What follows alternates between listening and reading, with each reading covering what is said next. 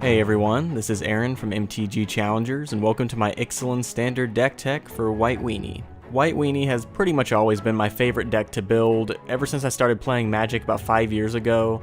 The straightforward playstyle is just how I like to enjoy the game most of the time. This particular build I've actually purchased for myself, and I will be playing it at my local meta fairly soon.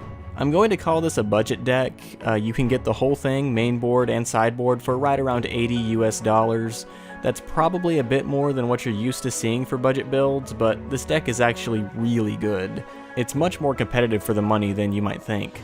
Mono white aggro usually is not the most played archetype, so there are quite a few powerful rares and mythics available that don't cost much at all. In fact, the most expensive card in this entire deck is Angel of Invention, which is only like $6 right now. My favorite thing about this deck is how versatile it is. You can go total aggro beatdown when you're on the play and end the game by turn 5, even turn 4 in some cases. Or if you're on the draw, the deck can be played like more of a mid-range build, or even a control deck in some ways. There's ways we can slow down our opponent to get rid of their creatures, and grind them out with token producers, and even some ramping elements as well. So let's break things down, starting with the creatures. The 1-drop creature I have in the deck is Toolcraft Exemplar as a playset. Insane card for 1 mana. It's basically Wild Nacatl as far as this deck is concerned. The ideal play, at least as far as going at it aggressively, would be to drop him turn 1, then play Servo Exhibition turn 2. That gets you 2 1/1 artifact tokens, and then he swings in as a 3/2 on turn 2, which is a great start. Delver stats minus the flying. And we shouldn't have any trouble at all getting the artifacts out. We have multiple ways of getting artifact tokens in this deck, and we run a few actual artifacts main board as well, so he's just a pure value creature. For our 2-drop creature, I have Glory Bound Initiate, also a 4 of. Solid as is, 3/1s for 2 are generally pretty desirable for aggressive decks, but you can also choose to exert him as he attacks, which turns him into a 4/4 lifelinker, which just pushes him way over the top for the cost. 4/4 for 2, as far as other aggro decks go, they just can't touch that in combat. And gaining life on top of that is going to put them way behind. Now we come to the 3-cost creatures, and we have a couple of these. First, 3 Fairgrounds Warden. Love this guy. It's Fiend Hunter, it's Banisher Priest. Removal on a creature for an aggro deck is pretty much always playable, since it will take care of a threat and still be a body to attack and block with. I actually like this one a lot more than Banisher Priest due to the power and toughness. 1/3 for this kind of card is just so much better than 2/2 stats. Yes, it can't be as aggressive, but it makes it a much better blocker against aggro, and it dodges Magma Spray, which is quite nice. Also, unlike virtually all the previous versions of this card, it's not double white, it's just single white intensive, and in this deck, even though it is mono white, that actually can make a bit of a difference. We do run Sheffet Dunes in the mana base, so that lack of double white intensity could save a couple points of life over the course of a game. It's pretty minor, but especially versus aggro, every life counts. The other 3-drop creature we have in the deck is Master Trinketeer as a playset. Great card. It's an anthem for all of our servo tokens that we create for this deck. It's fairly aggressive as a 3/2 on its own, and it can grind things out if we need it to by making essentially 2/2 creatures every turn, because they'll come into play and get the +1/+1 from him. Excellent in particular as a turn 3 follow-up to a turn 2 exhibition. We are also running a single copy of Oketra the True in this deck. Another element of the deck that can really go either way in terms of playstyle. She can come down as early as turn 3, as you'll find out later on, and start wrecking face turn 4. 3 other creatures really is not a problem most of the time with all the creatures and tokens we can produce. Or we can Wrath the board, and then she can build things back up and just take over the game from there. Only a 1 of because she's really not necessary for the deck to win. I just wanted to have one as an alternate win condition. And now we have the deck's primary win condition, Angel of Invention. 4 copies of her. It is a mythic, but like I said, only about $6 right now. Now that Archangel Avacyn is out of standard, I think she will start seeing a lot more play, and I'd actually recommend you guys pick up your copies pretty quick if you think you want to build this deck at some point, because I do think she will start going up in value soon. Anyways, just a phenomenal card. You can get her out turn 4 pretty regularly, and she just hits the battlefield and brings a ton of power to the table. Buffs all of your other creatures, not just the tokens, has flying, vigilance, and lifelink, and she gives you the ability to analyze the board and choose what would be most beneficial in any given situation. So you can drop her and get an instant presence on the board, since the tokens will enter as 2/2s with the anthem, and possibly even more if you already have the Trinketeer out. So you get 3 bodies and 6 power for 5 mana, which is a great deal. Or if you already have plenty of creatures and just need something to fly over for the kill, you can have her enter as a 4/3 and still pump your team. Also, these tokens are the servo artifacts again, so it will count for the Exemplar's ability. And if you get multiples out, which does happen a decent bit since we run a playset, you basically have the game in the bag. Just a powerhouse white card, and I'm really glad to have it for this deck. And those are all the creature spells we have in this deck. Let's take a look at the non-creature spells. We start here with 4 Authority of the Consuls. This card is amazing. One of the ways you can disrupt your opponent. If you don't have another 1-drop or you just want to play a more mid-range type game, you drop this turn 1 and their red deck doesn't work.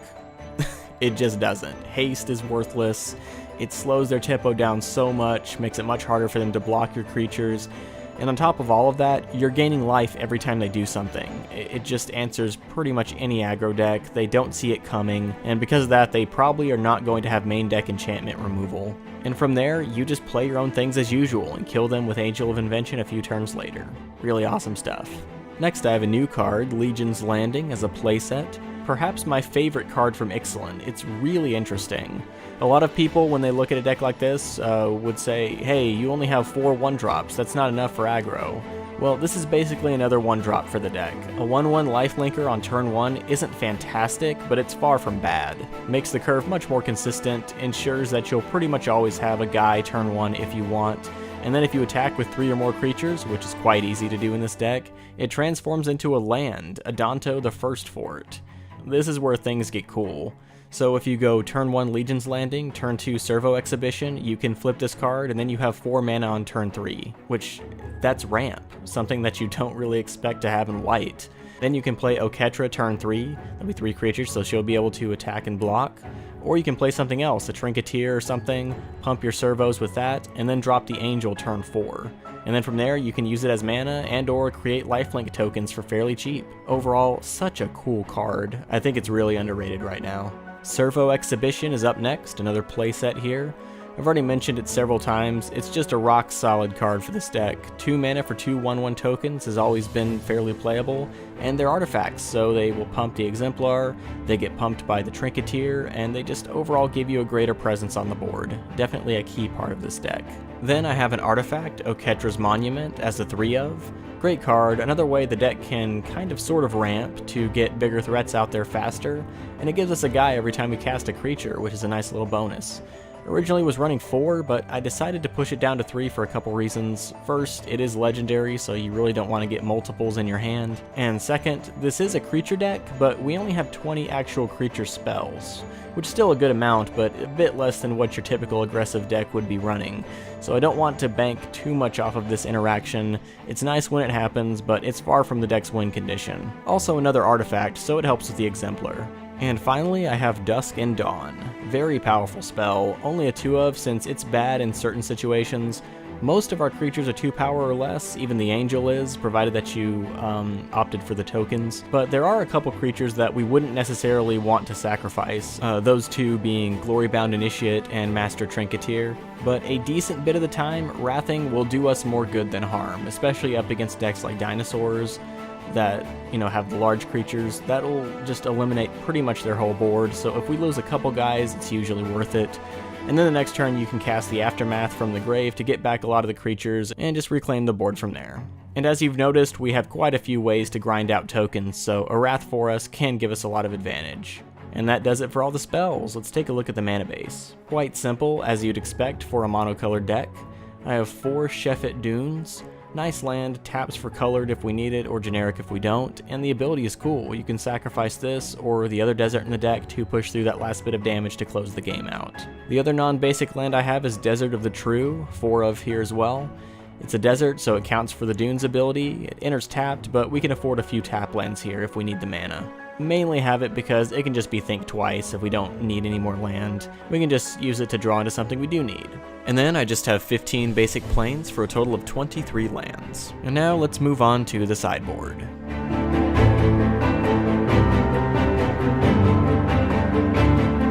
Starting things off, I have 2 copies of Tocatli Honor Guard. Nice to have against decks that rely on a lot of interactions between their creatures, a lot of triggers, and big enter the battlefield effects. Only 2 because there are a couple cards we have that would be hindered by it as well. Then I have the 4th copy of Fairgrounds Warden. I set it in usually up against other creature-heavy decks to be able to just exile more of their things. It's also great against red deck wins, since it can block their creatures and take out Hazaret, which is one of their main win conditions. 2 Angel of Sanctions rounds out the creatures in the sideboard. Another mythic, don't worry, I think it's like $2 or $3 right now. Mainly, it's just a higher-powered Fairgrounds Warden up against more mid-range decks, where the game is going to be drawn out a little bit. So I may as well have a Fairgrounds Warden that can do some more serious bashing. Starting with these spells, I have Fragmentize as a 3 of. Pretty standard here, great to have a 1-mana answer to pretty much any enchantment or artifact that our opponents want to take advantage of. Then I have a 1 of, Gideon's Intervention. Nice card to bring in against decks like Blue-White Control that often rely on one main win condition.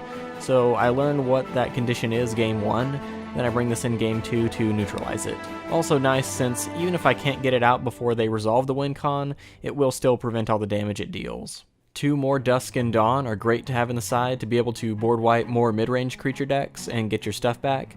And 2 Fumigate is nice against more aggressive decks to clear their board and gain some life to get you back in the race. And finally, I have 2 Scavenger Grounds. Was running Ashes of the Abhorrent, but since I have other deserts, I thought this would be a great way to be able to deal with pretty much any kind of graveyard shenanigans my opponents try to pull. And that is it for this deck tech. Thank you for watching. If you'd like to see more, check out my deck tech playlist and subscribe to our Tapped Out page.